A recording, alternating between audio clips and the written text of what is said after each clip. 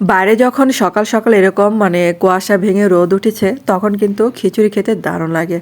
আর আজকে যেরকম হালকা হালকা রোদ উঠতেছিল, তো মা আজকে মজার খিচুড়ি রান্না করছিল, আর একদম শীতলাও দিয়ে। আসসালামু আলাইকুম সবাইকে, কেমন আছেন সবাই? আশা করি তো ভালো আছেন। আলহামদুলিল্লাহ আমিও ভালো আছি।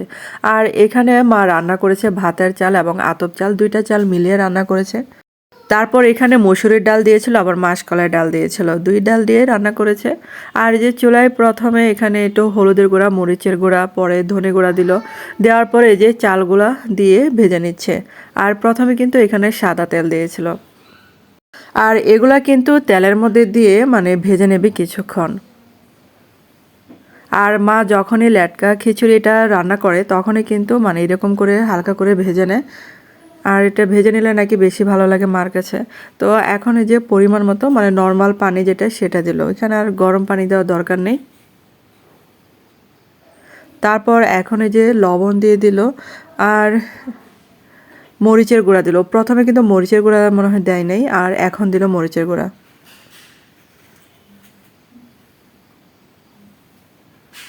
আর এখন এই যে কেটে রাখা লাউ, পরে কিছুটা বাঁধাকপি কুচি ছিল সেটাও দিয়ে দিল।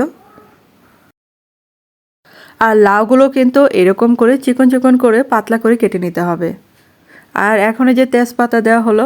তারপর এখানে যে আলু সিদ্ধ করা ছিল, একদম ছোট আলু, সেটাও দিল এখানে।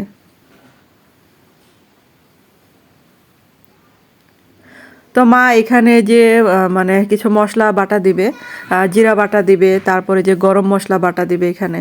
তো মা এখানে প্রথমে জিরা বাটা দিচ্ছে, আর এখন এই যে গরম মশলা বাটা সেটা দিচ্ছে।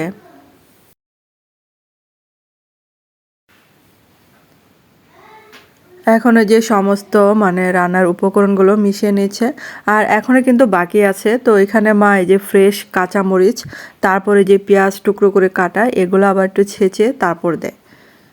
অনেকে আছে বাটা দেয়, কিন্তু মা সবসময় এরকম করে হালকা ছেঁচে দেবে, একদম মিহি যেটা সেটা দেবে না। তারপরে যে এরকম করে ছেঁচে নিয়েছে, এখন এই যে খিচুড়িতে দিয়ে দেবে এটা।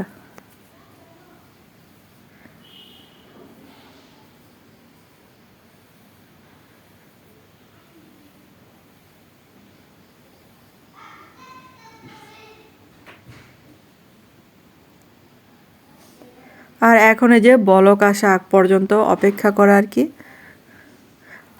আর আমার চ্যানেলে যারা নতুন আছেন, এখন আমার চ্যানেলটাকে সাবস্ক্রাইব করেনি, তাদের কাছে অনুরোধ হলো চ্যানেলটাকে সাবস্ক্রাইব করে আমার পাশে থাকবেন। আর যদি প্রতিদিনের রান্নার ভিডিও দেখতে চান বা ব্লগ ভিডিও, তাহলে সাথে বেল বাটন আছে, সেটা অন করে রেখে দেবেন, তাহলেই হবে। আর এখন এই যে কিছুটা ধনেপাতা কুচি দিল। তো এখন কিন্তু প্রায় হয়ে গেছে, নামানোর আগ মুহূর্তে মা যে ধনেপাতা কুচি দেয়। তারপর এখন এই যে আরেকটা আমি স্কিপ করে ফেলেছি, দেখাই নাই, সেটা হচ্ছে নামানোর আগে কিন্তু মা সরিষার তেল দিবে। এই চামিচের হাফ চা চামিচ করে, বড় চামিচ আর কি, সেটার অর্ধেকটা সরিষার তেল দিয়ে তারপর কিন্তু নামাই। তো সেটা আমি দেখাতেই ভুলে গিয়েছিলাম। আর এটা কিন্তু হয়ে গেছে রান্না। আর এখন এই যে আমার মা কিন্তু বেড়ে দিচ্ছে আমার প্লেটে। আর আমার কিন্তু গরম গরম এরকম যখন এই যে পানি পানি অবস্থায় থাকবে, তখনই মা যেরকম করে আমার জন্য সবার আগে বেড়ে দিবে, কারণ হচ্ছে এটা বেশি ভালো লাগে। আর অন্য কিছু দিয়ে খাবো না, জাস্ট আমের আচার ছিল, সেটা দিয়েই খিচুড়িটা খাবো। আবার সাথে মুড়িও ছিল, তো মুড়ি দিয়ে খাইনি আজকে, আচার দিয়ে খেয়ে উঠেছি। আর এরকম একটা খিচুড়ির সাথে আচার হলে কিন্তু খাওয়া যায়, কোনো সমস্যা নেই। তো ধন্যবাদ সবাইকে এতক্ষণ আমার ভিডিওটা দেখার জন্য। ভালো থাকবেন, সুস্থ থাকবেন।